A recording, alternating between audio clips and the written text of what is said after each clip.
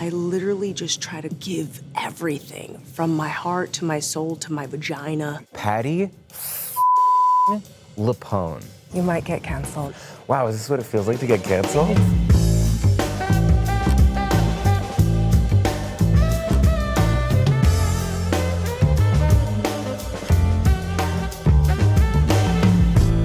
I had the privilege of seeing you in your show in the fall in like very early previews. It was like the first or second week of previews. Right.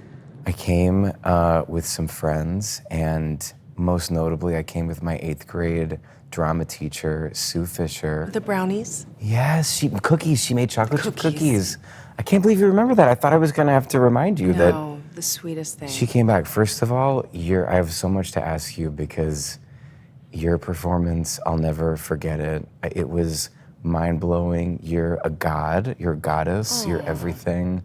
It was like watching a person not only walk a tightrope, but like do backflips and fly through the air. It was like watching an Olympic athlete, but like adding with some sort of magical superpower. It was unbelievable watching your performance in that show. Worship you. Thank you.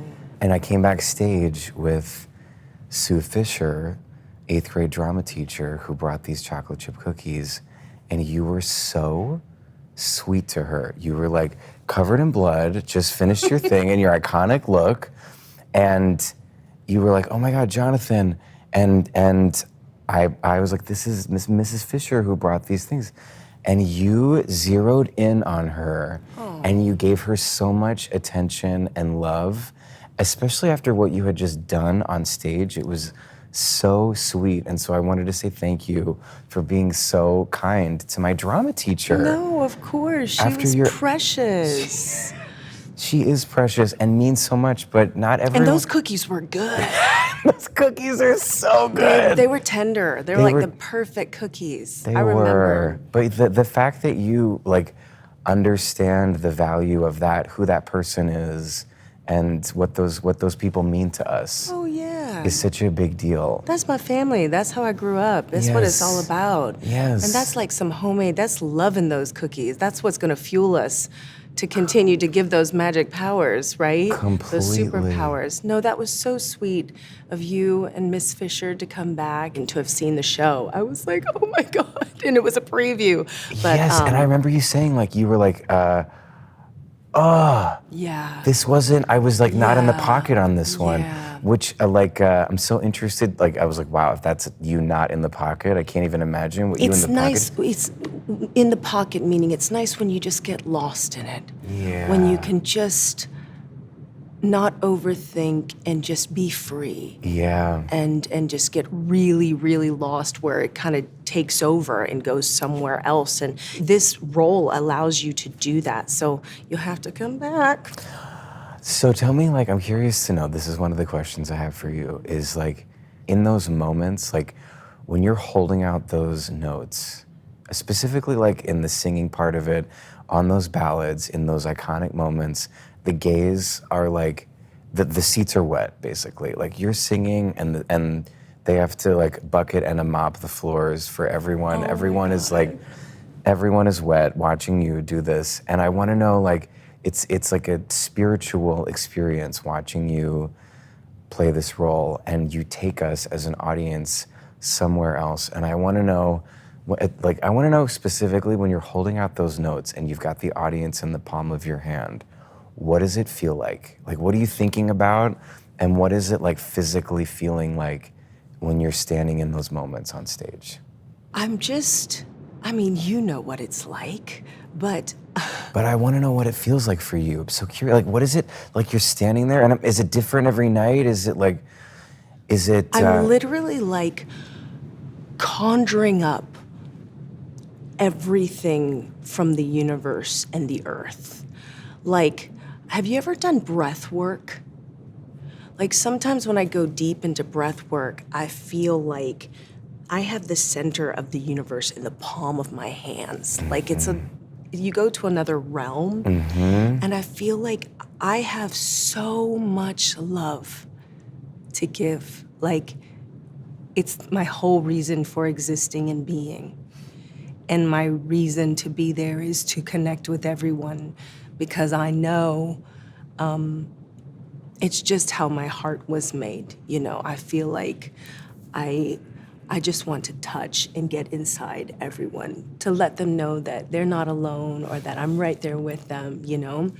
And so when I'm hitting, before I get to those notes, I literally just try to conjure up all the energy from the universe, from the world, and to just give everything from my heart to my soul to my vagina, and to just plant myself and to just give them everything.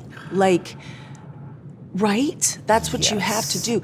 I never think about, I try not to think about the sound or what it's going to sound like or be like. It's more of where it comes from. Yeah. Like what you're stirring up, what you're unearthing inside, and then giving it to everybody. And then when I'm done, I feel like we've triumphed together.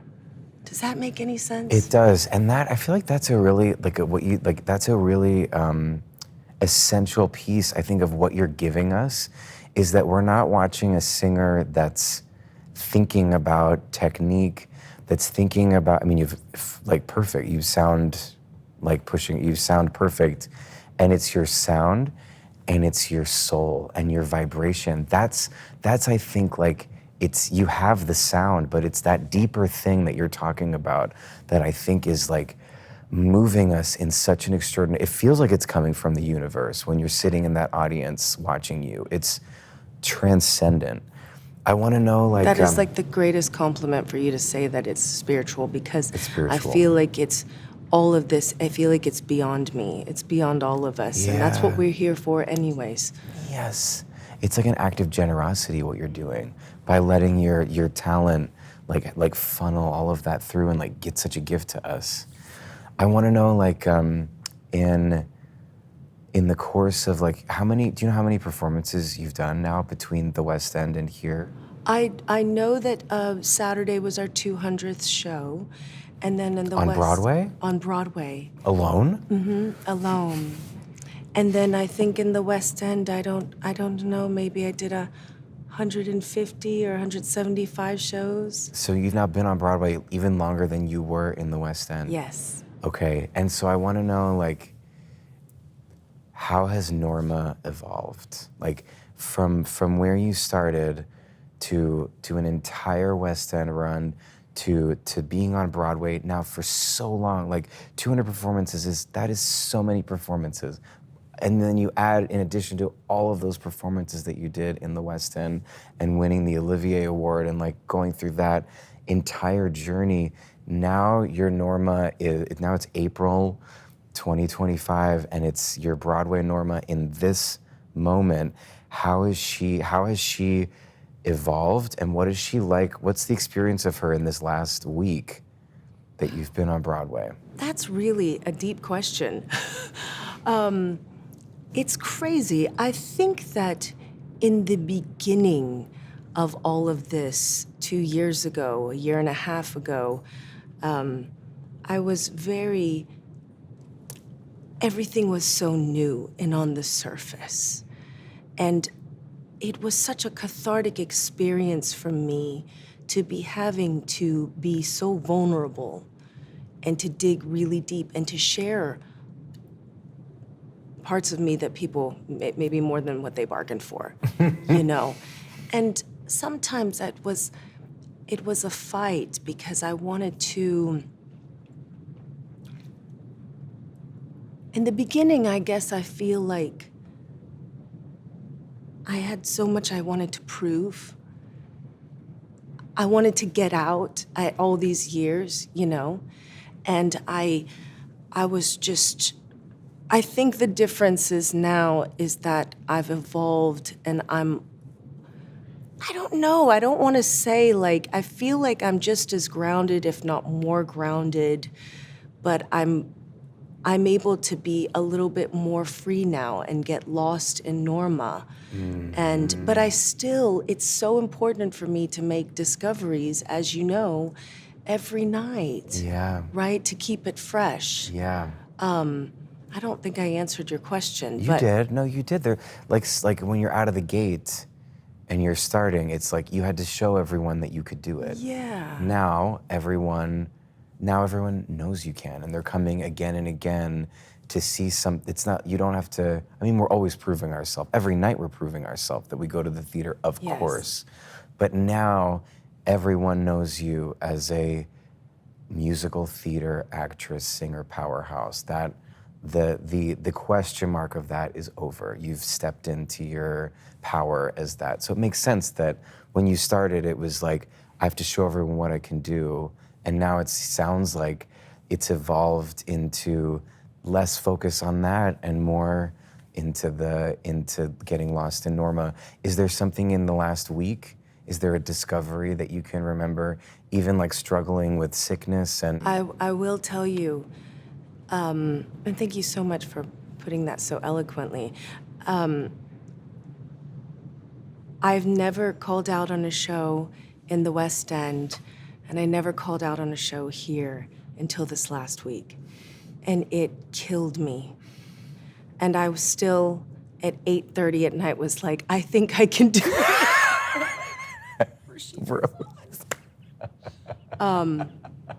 But my schedule just got crazier, and I was doing photo shoots out in the freezing cold with no clothes on and whatever, yada, yada, yada. I am just like bulletproof. I'm just like, I've been on stage, got off stage, puked, came right back on stage, like the whole shebang, right? And so it really killed me to finally call out. But the most beautiful thing happened this weekend. I was all jacked up on my steroids so I could sing. And every night I go out there and I just want to give my full heart and soul, right? To every single soul and connect with every single soul, as you know, which is what you do so brilliantly. And I was tired. yeah. And I was like, is it enough? Am I enough? Like, I'm trying. I'm giving you all that I have left in me. Yeah. And when I finished with one look, and as if we never said goodbye, we got like 4 standing ovations that night. And I just stood there and I cried because I was like, you are fulfilling me. Like, I'm so tired. I feel so broken. I'm struggling through a lot of things right now, physically and mentally. And I'm living the dream. Yeah. Whoa. I'm living the dream because that audience was there and they carried me. And that is the beauty because it's so reciprocal. We can't do it without them. Yes. And it was just like, I just cried. I was like, instead of beating myself up, I was like, this is it. This is Broadway. You're living the dream. And this audience has got you. They just like, it's like they connected. They were like, she needs us. And then they just were there. Oh, and it that's was the so greatest cool. gift and blessing. And it was better than any reward or recognition. And also, like, when you're sick, I feel like sometimes, like, you're performing under the weather, and sometimes when I'm performing sick, it brings me to the truth. Because You're so right. You know, this week, I was out of my head. Because I was so on fight or flight, like survival with my Yes. voice, because I didn't have a voice, that I was so in tune, and my acting was like, bam. And like you Yes. said, the truth. Okay. the truth, yeah, it's like sometimes when I'm performing sick, it's like I don't have the ability to, not that we're ever coasting, but sometimes I realize like last year when I haven't, like we're in previews just for a couple weeks for Just in Time, but last year in Merrily, long run, and you get sick and you're doing the show sick, and I was like, oh my gosh, there's all these moments during the show when I'm pushing that I don't have to push, and I'm learning how to tell the story right down the center and not do anything extra, because I'm sick right now and I can only tell the truth. Yes. It's like forces you into the truth. And the role I'm playing right now in this show, Bobby Darin, this man incredible performer, singer, artist, producer, everything. Part of his life story is that he was, when he was 8 years old, he was born with a weak heart. When he was 8 years old, he had rheumatic fever. By 11, he had it 2 times. And when he was 11, he overheard the doctor tell his mom that he was going to be dead by 16. Oh my God. And so he's living his whole life, and he died at 37, younger than I am now. And when he would perform in his later years, especially, he had a oxygen tank. He would come off stage and like have an oxygen tank in order to be able to perform. And part of his magic as a performer was his extreme presence. And I wonder if part of what made him so present as a performer is because he was always unwell, that there was always a part of him that was trying to manage his health. Yeah. It had to keep him Yeah. in the moment. It had to keep him in the all moment. He had Yes. was that next breath. Yeah, exactly. And when we're sick, it's like such a like less extreme version of that, but it's like, in some ways, I mean, not that we want to get everybody sick and be contagious while we're performing, but sometimes when I'm under the weather or not at 100 and I'm performing, it's a gift. Yes. Because it reminds me to tell the truth. Tell the truth And be present. And to harness those superpowers and to be present. You gotta really zero it in. Super focused. Okay, so what is it like walking through the audience and weaving through them? Yes, okay, so by all accounts, Bobby Darin's magic as a performer, he was a Oscar-nominated actor. Wow. He Grammy award-winning artist, music producer, kind of touched every corner of the entertainment industry. He was a supernova talent.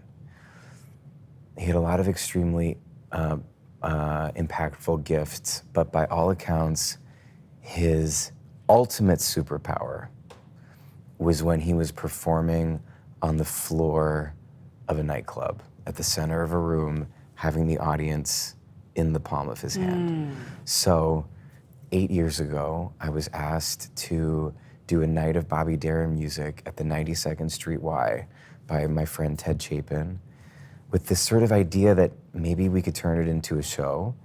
And Alex Timbers, incredible director, came on board and directed this program at the 92nd Street Y where we were gonna sing Bobby Darin's music.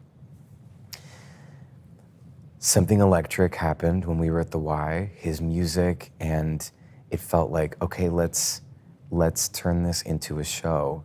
And there was a quote in this book written by Bobby Darin's son that described Bobby Darin as a nightclub animal. And we thought of this conceit, we could turn a theater into a nightclub. Like if his superpower was on the nightclub floor, then could we tell his story in a room that felt like a nightclub, to locate the audience in this place that he was the most in the center of his powers. So then I threw out this idea that I wanted to start the show as myself, not as Bobby Darin, because of this connection that he had with the audience. If I was coming out and playing a character, it felt like there might be a little bit of a wall between me and the audience. But if I could start the show as myself and come out as myself and locate us all in the present moment and then become Bobby Darin, we could all go on this journey together, audience and performer. So that's how we're starting our show. And so we're up in, so Alex and his design team, we've turned the circle and the square into this kind of immersive nightclub experience with tables in the center of the room. And I sing the first couple songs and basically begin the show in the center of the room talking to the audience. And it is the most surreal, crazy, wild, kind of spiritual experience to share this guy's story and this guy's music with an audience inside of an audience. It's amazing. Wow, that's beautiful. Yeah. That's amazing. Do you feel like, you know, obviously, typically on the stage we have the proscenium and everything. Do you feel this has like really affected your performance and your connection with the audience, being so immersed like that in that setting? Yes. So like what you're talking about with standing there singing those ballads and trying to pull from somewhere else and offer up something for the crowd. Like you're really trying to channel something. This is what Bobby Darin, like, by all accounts, this was his special magic. And we say in the show, like, when I'm at the beginning, I'm comparing and contrasting me and him. Like Bobby Darin was this playboy crooner. I'm this guy from Amish country, Pennsylvania, who would think we had that much in common. But one of the things we have in common is this deep, passionate connection with the audience. We say it's the only relationship he was any good at, and same, honestly. Like this is a relationship that I value so much, and this immersive experience of being in the audience and singing this music, and looking in people's eyes and being even closer than we are right now. I could reach out and touch them, and I do. And I dance with them, and it's like, we had like a 10-year-old girl in the audience that was like, eyes like glowing from the front row. And then at the end, I got to go down and dance with her, and I was almost started crying. It was just so special and so sweet. We've got, it's like a multi-generational kind of, from 10-year-olds to like there was like an 80-year-old woman in the audience that I'm dancing with that was a Bobby Darin, grew up with Bobby Darin. And so it's really special to be up in it. There's like moments where we're standing on tables, and it's like there's someone sitting at a table. I jump on a table and sing on the table. The table spins around. It's like I'm singing and spitting. It's like I'm a sprinkler, like going around. It's like like spitting on the audience around in a circle. Yes, showering with like sweat and spit. It's really a unique. They're never special. washing it off. They're never washing it off. God, you're like a real life rock star up there. Oh my God, it's.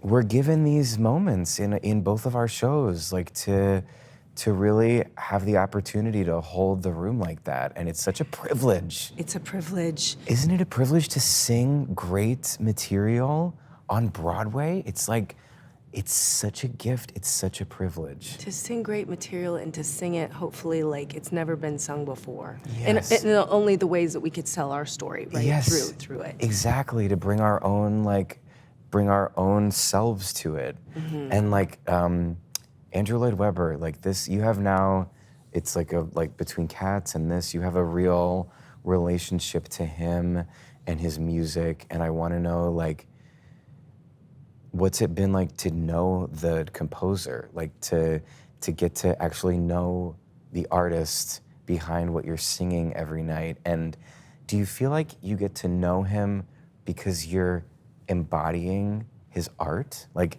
his art is coming through you. So what is it like to know him as a singer, and what is it like to know him as a person that has like can talk to him as well? I feel more like he knew me.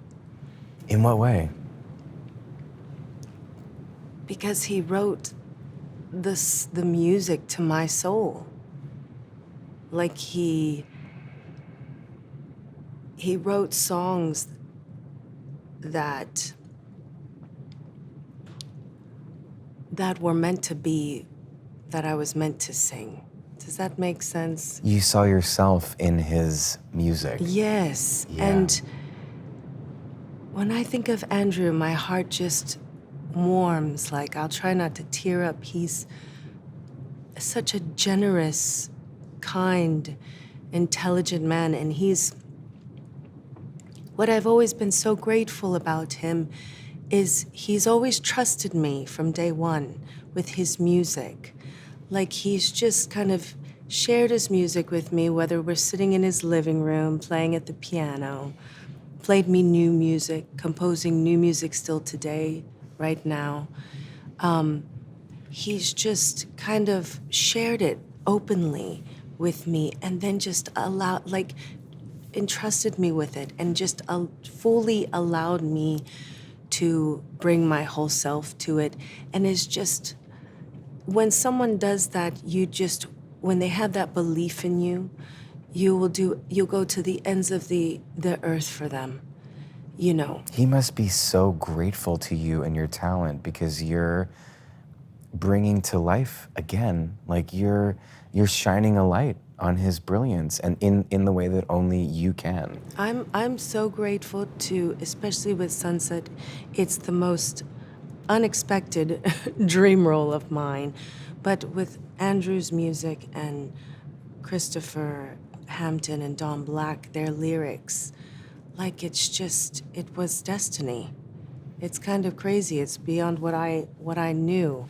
It's something that I always worked so hard for my whole life and dreamed of and prayed for. And it came in the shape of this role in this music and these lyrics. And Is there a lyric that do you have a favorite lyric or a favorite thing that you like to get to or say specifically? Or is there a thing like in this exact moment that you're like, this one's really hitting me right now? I mean, I didn't know any of them. Even though I love musical theater, I didn't know the music before this. And when I heard New Ways to Dream, we'll give the world new ways to dream. Everyone needs new ways to dream. I fell madly in love with her. I was like, she's not crazy. Who would say that? And then I love With One Look, when I speak, it's with my soul, And obviously, I've come home at last. With One Look at the end, I'll be back. I'll never forget the first day we were plunking it out at the piano, me and Andrew. Uh-huh. And we were trying to find the correct key for me. Obviously, you had the Patti key, and then you had the Glenn key. Let's find the Nicole key. Mm-hmm. And we combined them together to make my own key. Cool. And we were at the piano, and I was reading. Thank God I could read sheet music because I didn't know the song. And it just ripped out of me. They'll say Norma's back. At last, this time I'm staying for good.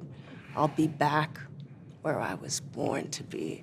With one look, I'll be me. And like literally it just came out of me. Yeah. And I guess it's been the same ever since. Yep. But it's kind of cool. Like, I wasn't like looking and trying to figure, like it just erupted out of me. And I think that's what you're saying when you're saying like, you heard the music and it's like written for you. Even though it's not written for you, it was written so long ago. Yes. But you're like, oh, this, when it comes through in that primal way, Yes. that is everything. Yes. That's what we dream about. That's what we hope for. What about you? Any lyrics? So that like, I think I connect like that when it just, like you're talking about singing from the vagina earlier, it's like, when it hits you in your taint, when it is the taint pull, when it is like, when I have to do this, I have to sing this, I have to go after this. This was 8 years ago that I was introduced really to this Bobby Darin music, and we did this night at the Y.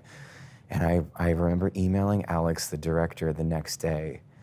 After we'd finished, we did like 4 performances, and I was like, okay, I am like a drug addict right now, and I'm waking up, and it's Monday morning after this concert, and I'm writing you to say, what do we have to do to make this happen? Wow. We've got to do this show, and we had talked about this conceit of making it a nightclub act and all of this, and there was a musical version, a musical theater like production called Dream Lover of Bobby Darin's life that was happening in Sydney, Australia, in tandem with us doing this thing at the Y.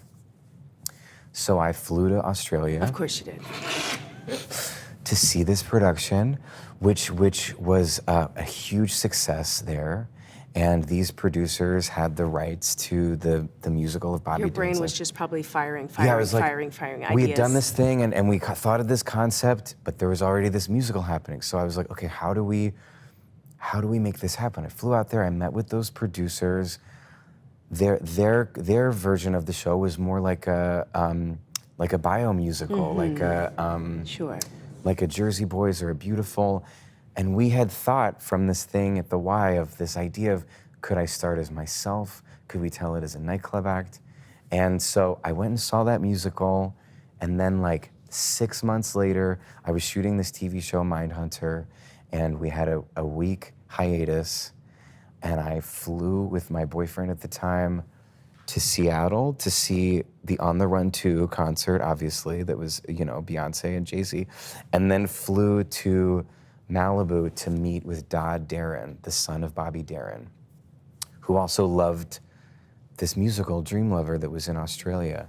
And I sat for 4 hours with him at dinner, and I was like, Dad, like, I'm feeling this thing. And we have this incredible director, Alex Timbers, who's a visionary.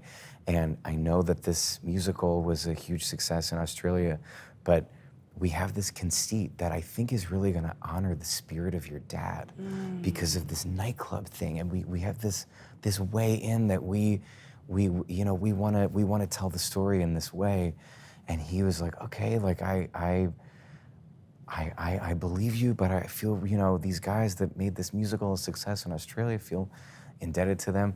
And it took, then it was 2019, and it took our producer, Tom Curtihe, flying out to LA and meeting with the Australian producers and meeting with Dodd for him to finally get the rights for us to develop our version of the show. So it's been almost 8 years in the making, all coming from this like primal, it was just this thing that you can't manufacture the feeling of, when you just know deep in your gut that there's something calling to do. And so that, and then that, like, we've only been in previews now with the show for about 3 weeks or so. And that, what I finished singing, the end of Act 1 is Mac the Knife. And there's an elevator on stage that I rise up out of at the top of the show. And then I'd sing Mac the Knife at the end of Act 1, and I come down the elevator, and this was after the first preview, burst into tears. I held Haley, the woman that's dressing me. I came out of the elevator, I was like, ooh, I'm gonna cry. And I held her hand and just wept. And then Shannon Lewis, our amazing choreographer, came into the dressing room, and I just held her and cried into her neck, because it was like all of this work for 8 years of putting this show together and feeling the audience, because this was the whole thing. It's like he loved them. He loved the audience. This is a gift for them. And for the first time on Broadway at that first preview, to feel them embrace it and like lose it, like they were going crazy. It was like, we're doing it, right? We're doing right by him. How powerful are you that you manifested this 8 years ago? And it just makes so much sense sitting here talking with you, because you have your superpower is giving to people. You're such a generous human in spirit and soul. And that you found this connection with Bobby, and that's what his superpower was, which is why you're at the nightclub. It was the magic was in that connection with the audience, and that's what you do, and that's who you are, and it's big. Yeah, it's such a gift. It's like what you're saying, when you're out there and you're sick and the audience is giving. It's this reciprocal magic, this thing that I experienced watching you too. It's like, because sometimes the musicals are in plays, and I love it, like a more traditional theatrical experience Presentational.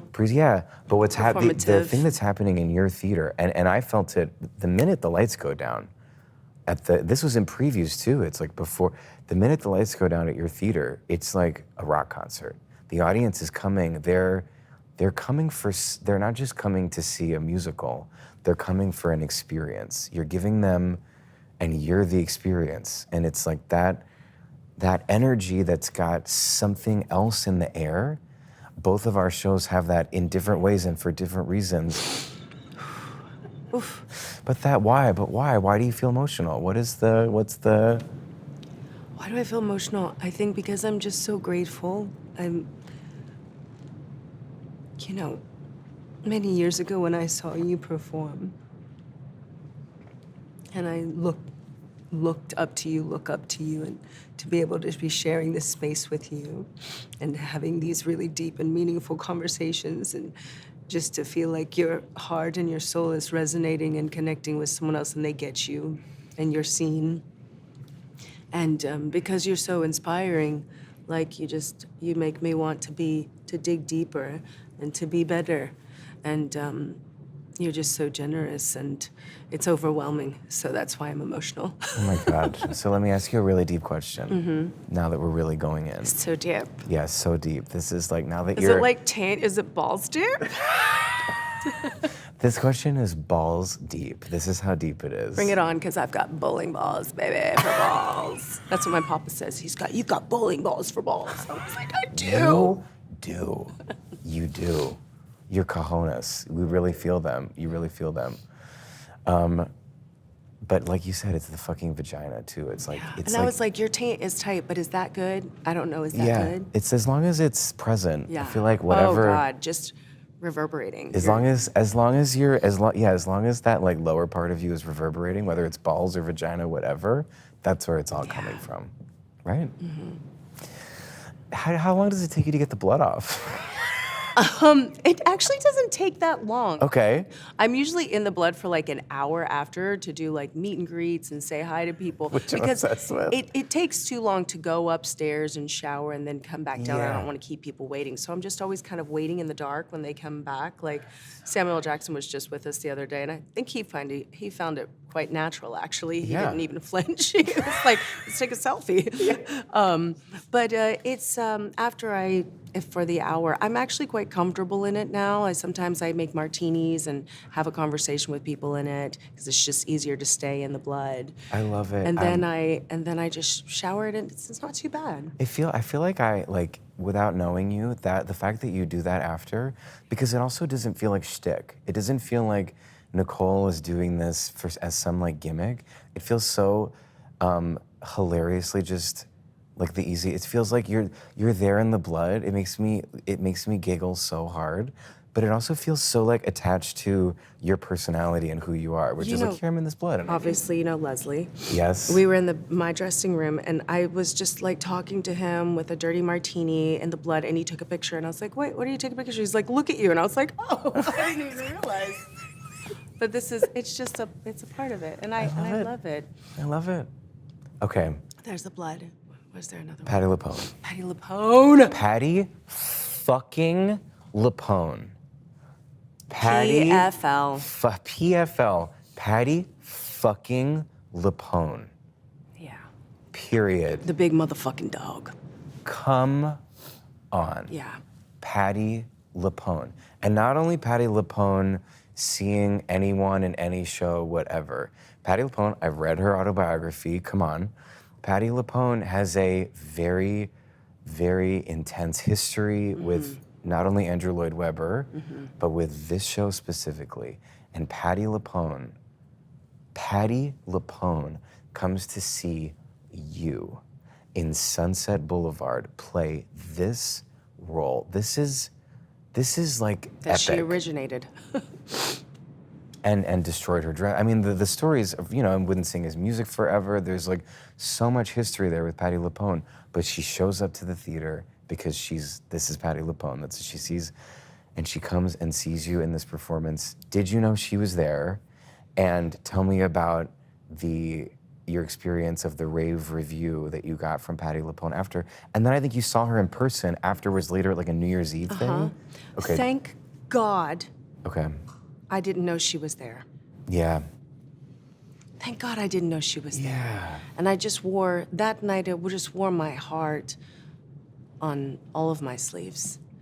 And I did go somewhere else that night, and I had no idea she was in the house. The next day, I heard her interview on a podcast, on Frank's podcast. Yeah. And I was like, Patti saw the show? Patty saw the show? What show? What show did she see? Have you ever done that when you're like, what show? Which What one show was was that? it? Which one was it? And it was a Wednesday night. Wednesday night. I'll take it. Sure. It was a Wednesday night. We were going there. The vagina was leaking. It was all over. Right. I was like, yes, give it to him. And she. The audience is baby birds with their open mouth. Right. For you. Oh my God, not the baby birds. It's so good. I'm taking that with me, my back pocket. So I couldn't believe that she, like, we had her seal of approval and that she was just so kind and generous with what she was saying. And she said, I broke her heart. But this is the thing about Patti LuPone. She is not mincing words. This is also why it's so epic. Is Patti LuPone is not, I mean, she is generous, she is theater, she is like old school, she's the definition of giving it. Yeah. What we're talking about, like we could only hope to aspire Yes. to that level of what she has fucking brought her entire career. But she does not blow smoke. She doesn't say things to, I mean, you got the boom. She's not saying it to be kind. No. She's saying it because she meant it, which is So like, you know that shit is real. that shit is real. That shit is real. You got the real, like, seal of approval. I did, and that meant everything because I know in my heart of hearts that it's honest and Yeah. truthful. Yep. And real and raw what I'm trying to give, and I'm not trying to, recreate what someone else has done. And all I could do is tell my own story, and I think that she really appreciated that. But I've always said it. I'm a Patty girl. Like, you know how much I've grown up and just like I reference her. I studied her. Like she is just like the way where it comes from her. You know her. She's got those balls, right? You know how she is, and so. Yeah, and so I sent her some flowers, and I wrote her. I sent her some flowers and wrote her a card, and then she sent me a handwritten note and invited me to her house for New Year's Eve. Babe, I was there with bells on. And I walked in, and I was so nervous for New Year's Eve, me and my fiance, and I was like, and she was the first person I saw when I walked off her elevator into her door, and she was like, the queen has arrived. And I was like, you're the queen. It was She amazing. said what? She said, the queen has arrived. I love that you're whispering that, but what did she say? What did Patti LuPone say? She said, the queen has arrived. I was like, bitch, the queen has been here all along. It's your home. She said the queen has her. That is so beautiful. You sent her flowers to say, thank you for what you said and for coming. She sends you a card to say, Handwritten. Handwritten. It's in my dressing room. I'm so happy for I you. have a picture of her and Glenn in my dressing room to inspire me, obviously. Oh my God, I'm so happy for you. Okay, Nicole, so I'm gonna start us off. Yeah. Variety has given us some lyrics on these cards. Okay. So I'm gonna read you, are these from shows that we've done? Or Some of them, yeah. Oh, great. I've got a horrible memory. you may have done this show, you may not have done this show, but this is testing your lyric prowess and memory. I'm gonna try and make it hard by not singing these words, but just sort of saying them. I'll do the same. You do whatever calls to you. I feel like this is kind of an easy one, so I'm gonna try and make it a little harder. All through my wild days, my mad existence, I kept my promise. Don't keep your distance. Don't even think about it. Yeah, do you know what that's from? Don't you cry for me, Argentina. That's the first one, you're 1 for 1. I know. That was good. You're right. That was an easy one. Okay. Are we ready? I've given you sunshine. I've given you dirt. I've given you sunshine, I've given you dirt. You've given me nothing but heartache and hurt. I've given you sunshine. Wait, I know this. You've given me nothing. I have no idea.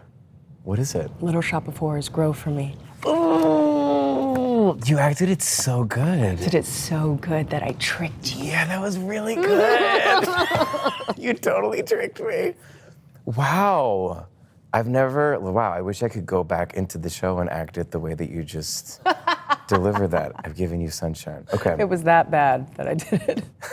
No, it was that dramatic. Okay, you ready? I'm ready. If you touch me, I can't. I actually don't know, but. if you touch me, That's hot. I thought you liked that. Yeah. You're hot. You're hot.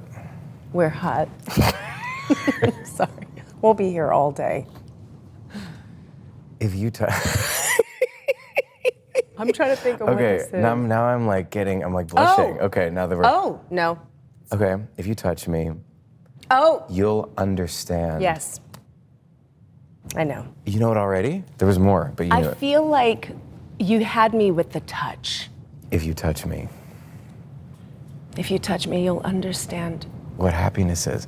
I actually never really Memory. realized. Yes, Cats. that is such a hot lyric. If you touch me, you'll understand what happiness is. When we do it like this, it's hot. Yeah, When she's on stage, it's a little desperate. that's true. Wow, and a then little look, sad. a new day has begun. Yeah. Great, You're welcome. thank you. Okay. Okay.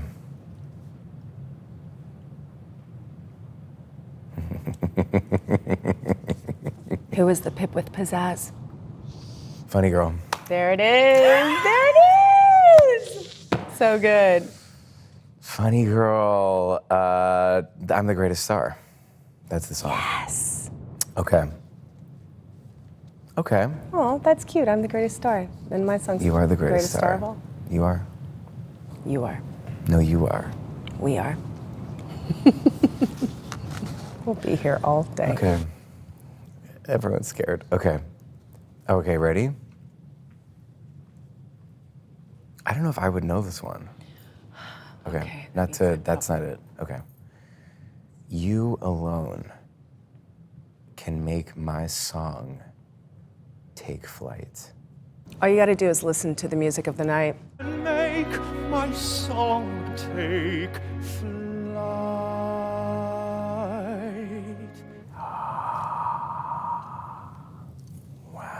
Phantom of the Opera. You were music of the doing night. your composer so. I know so my well right Andrew now. Lloyd Webber. Yeah. Come on. Yeah, you do. I know my Andrew Lloyd Webber. Yeah, you do. He's my homie. I mean, yeah. I love him. That's an iconic song. I've actually always wanted to sing that song. Okay. Yeah. Right?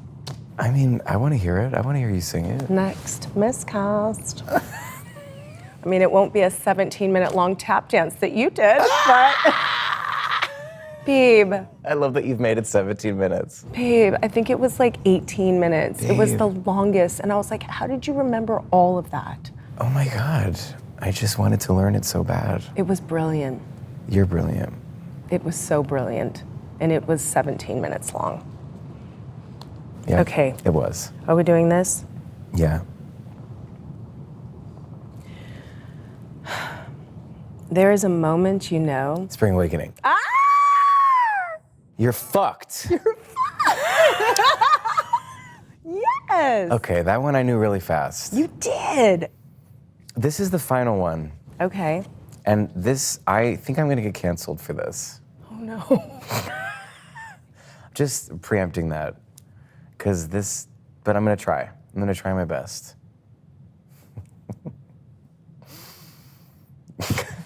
I'm gonna just do this phonetically. This is not, but okay. Oh my gosh. Nance ingonyama bagiti baba siti ignoyama nats ingonyama bagiti baba siti ingoyama. I don't know where we are right now. I think we've left Earth. We are in a universe where the whitest person alive just tried to give you the lyrics to The Circle of Life from The Lion King. That's the universe we're in. Yep. Yep. You might get canceled. For shame. Yeah. I think I just got canceled. Wow, is this what it feels like to get canceled? You did so good, actually. That was hard. You're generous. You did so good. I'm sweating. I kind of feel bad that I didn't know that. No, not after that. I was Not like, yet. is this a lyric from Jai could Ho you- I that don't- I didn't know I did? What is the correct pronunciation for that? Someone's gonna explain it to me. Bless you.